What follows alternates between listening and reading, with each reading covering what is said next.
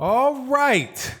Deontay Wilder getting paid out the wazoo for this Luis Ortiz fight on pay-per-view this weekend. And I have to tell you how much, because there's already people out there making up stories to the contrary. Because as you know, there's a cottage industry out there in boxing of making up stuff about Deontay Wilder. So let's talk about that in this video.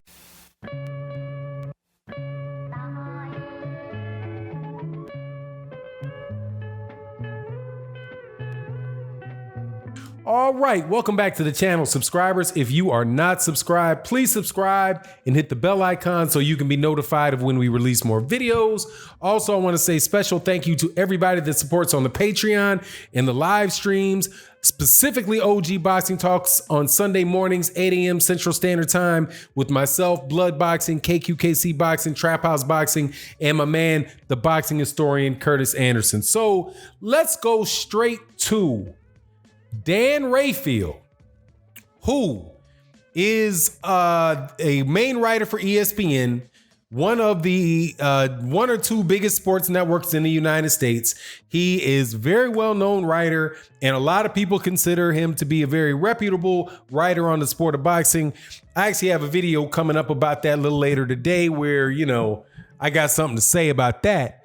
But for the sake of what people continue to give out about how much money people make and all that good stuff, Dan Rayfield is as good a source as anybody else. And you always believe Dan Rayfield when he talks about how much Anthony Joshua is making, or Daniel Jacobs is making, or Canelo Alvarez is making. So what's good for the goose is good for the gander. Let's look at what he actually has to say. Today on ESPN, Dan Rayfield states, per Nevada State Athletic Commission, here are the following are the official contract purses for Saturday night's PBC Fox pay-per-view in Las Vegas. Deontay Wilder, $3 million, but his guarantee is really about $20 million. Luis Ortiz, $1.5 million, but his guarantee is closer to $7 million. Leo Santa Cruz, $750K. Miguel Flores, $100K. Brandon Figueroa, $200K. Julio Ceja, $350K. Luis Nery, $300K. And Emmanuel Rodriguez, $75K. But let's get back to the two most important, because you guys got a lot to say about it for some reason, but we're going to put it out there. Again, per the Nevada State Athletic Commission, here are the official contract purses for Saturday night's PBC Fox pay-per-view. In Las Vegas, Deontay Wilder, $3 million, but his guarantee is really about $20 million. Luis Ortiz, $1.5 million, but his guaranteed purse is closer to $7 million. So, if you do not recall, they did the same thing for Daniel Jacobs when they talked about Daniel Jacobs and what his purse said when he fought Canelo Alvarez and what his guarantee was from DAZN. In the case of Daniel Jacobs, they said Daniel Jacobs was getting, I think it was $1 million that he was supposed to be getting from his purse, but then a $10 million guarantee. Now, what could those be? What accounts for the difference? Who knows? It could be the pay-per-view revenue, but if it doesn't get over a certain portion, they're going to guarantee a certain amount of the actual money that is on the pay-per-view that come in through pay-per-view revenue, whatever. But like I said, what is good for the goose should be good for the gander. That and the goose in this circumstance is Canelo Alvarez money with DAZN and Daniel Jacobs numbers money with DAZN, and Deontay Wilder's and the gander is Deontay Wilder's numbers with PBC and Fox, and Luis Ortiz's numbers with PBC and Fox. So the guarantees for the two main event fighters are roughly $20 million and $7 million. And that, my friend, is without the upside of the pay-per-view. So it could be $20 million or more, depending on how $20 million or more, depending on how well the pay-per-view sales, how good the box office does, the gate receipts do, all of that stuff. So, but why is it important to point this out, man? Because as we know, there are going to be all kind of people putting out arguments about how terrible Deontay Wilder is managing his career. Okay.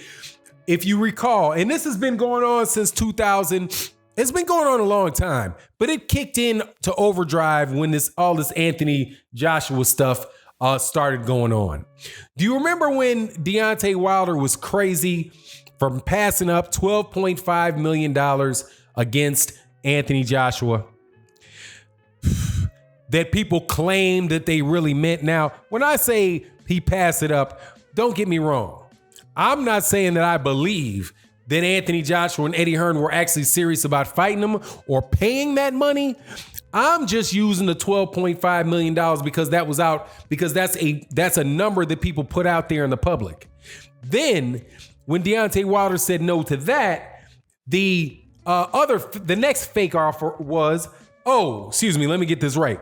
It was 12.5 and Deontay Wilder countered with 50 million. You people acted as if the money didn't exist. So they turned down the 50 million. And then Deontay Wilder, then they turned back and counteroffered Deontay Wilder 15 million. That's the order of events. So Deontay Wilder was crazy for passing up $15 million against Anthony Joshua. Funny. Less than 2 years later, really probably less than a year later, Deontay Wilder is getting a guaranteed of $20 million for Luis Ortiz. Strange.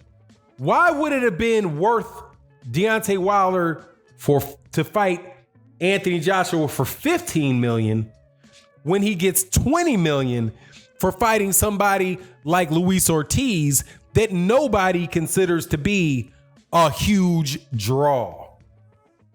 But let's wait around to hear what a terrible job Deontay Wilder has done with his career. How his box office has flopped. I find it's so interesting out there on Twitter how the day before the fight, right? Or actually, not just the day before the fight, but the week before the fight, a whole week before the fight, there are people out there on YouTube, on Twitter, talking about how the box office has already flopped a week ahead of time. A week ahead of time. The pay-per-view sales are doing terrible. I mean, the box office sales are doing terrible for the event. This is going to crash. Showtime decided they didn't want to do it because Showtime knew that it was going to fail. As if Fox guaranteeing all this money wasn't the reason that Showtime didn't air it. Showtime had $25 million, $27 million in purses to be guaranteeing to Deontay Wilder and Luis Ortiz when their whole budget for their year is somewhere around $40 million. Was it the fact that they didn't believe that the pay-per-view was going to sell, and that's why Showtime didn't pay as much money as Fox is able to pay, right? Or is it that they just literally didn't have the money? Because right here you can see, listen on this piece of paper, over $27 million in guarantees. $28 million in guarantees. Excuse me, a little over $28 million in guaranteed purses that are being paid by Fox.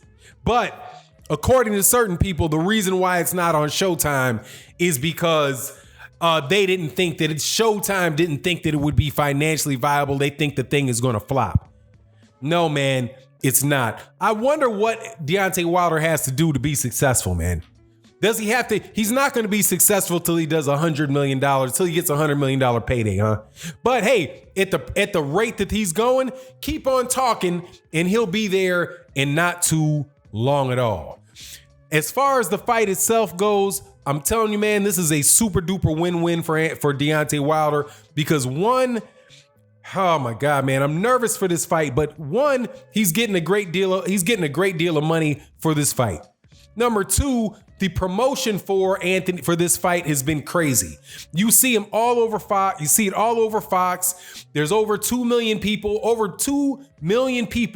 tuned in to watch the promotional shows that took place for this fight.